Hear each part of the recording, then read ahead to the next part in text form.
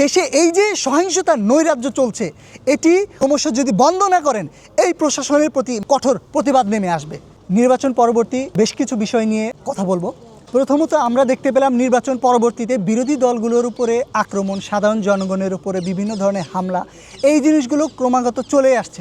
আমরা এই যে একে অপরের প্রতি প্রতিহিংসামূলক রাজনৈতিক পদক্ষেপ এইগুলোর পরিত্রাণ চেয়েছি এবং আমরা সাধারণ জনগণ একটি নিরাপদ, সুস্থ, সমৃদ্ধির বাংলাদেশ বিনির্মাণের প্রত্যয় রাখি।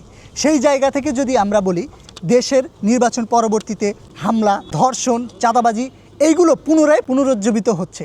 একজন কিশোরীকে সংঘবদ্ধ ধর্ষণ করার পরে তাকে হত্যা করে, 6 বছর বয়সী একজন বাচ্চাকে সংঘবদ্ধভাবে ধর্ষণ করে তাকে হত্যা করে, রায়ের বাজারে স্কুল ছাত্রীকে হত্যা করে। এইভাবে আর কতদিন আমাদের স্বস্তির কি জায়গা আসবে না? সরকারকে কার্যকর ব্যবস্থা নেওয়ার আহ্বান জানাই, কেননা এই ধর্ষণ এবং মাদক ব্যবসা ক্রমশ বেড়েই চলেছে।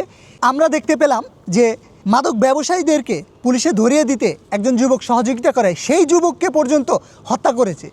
দেশে এই যে সহিংসতার নৈরাজ্য চলছে এটি ক্রমশ যদি বন্ধ না করেন এই প্রশাসনের প্রতি কঠোর প্রতিবাদ নেমে আসবে। এবং একটা বিষয় বলতে চাচ্ছিলাম না, বলতেই হয়, সেটি হচ্ছে বিভিন্ন মহলের উচ্চপদস্থ ব্যক্তিরা এই ইনকিলাব, ইনসাফ, আজাদি শব্দগুলো শুনলে যেন তাদের গা জ্বলে যায়। তারা বলে যে মায়ের মুখের ভাষায় মাতৃভাষা। এখন যেই হাদি ভাইয়ের বাচ্চাটা, যে হাদি ভাই মারা গেছে, তার বাচ্চাকে তো তার মা শিখাবে ইনকিলাব, আজাদি, ইনসাফ, শিখাবে না? সে তো এটাই শেখাবে, এটাই তো তাহলে তার মাতৃভাষা। যেই জুলাই বিপ্লব হয়েছে ইনকিলাব জিন্দাবাদ স্লোগানকে ধারণ করে, এটি আমাদের মাতৃভাষার একটি অংশ। এবং আমি তাদের উদ্দেশ্যে জানিয়ে দিই, যারা বলে যে মাতৃভাষায় বাংলায় এগুলো চলবে না, বড় বড় নেতা থেকে শুরু করে আমলা সচিব, তাদের ছেলে মেয়েই সঠিকভাবে বাংলা উচ্চারণ করতে পারে না। তারা তাদের সন্তানকে পড়ায় ইংলিশ মিডিয়ামে, তাদের সন্তানকে পড়ায় বিদেশে, বিদেশ থেকে ফিরে এসে তারা সঠিকভাবে বাংলা উচ্চারণটুকু করতে পারে না। তারা আমাদেরকে শেখায়, তারা আমাদেরকে বলে এটা নাকি আমাদের মাতৃভাষা নয়, এটা আমরা বলতে পারবো না। তাদের উদ্দেশ্যে জানিয়ে দিই, ইনকিলাব, আজাদি, ইনসাফ এগুলো আমাদের ভাষা, এগুলো আমরা বলবই।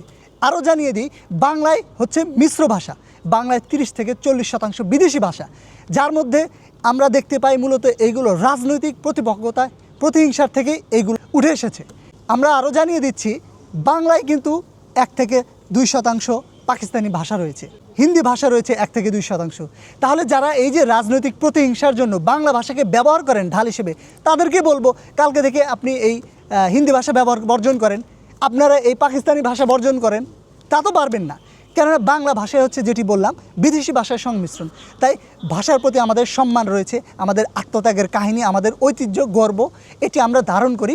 এবং আমাদের মায়ের মুখের ভাষা যেটি এটি আমরা ইনকিলাব, ইনসাফ, আজাদি এগুলোর মাধ্যমেই আগামী প্রজন্ম শিখবে। এটি হবে তাদের কাছে মাতৃভাষার একটি অনন্য উদাহরণ।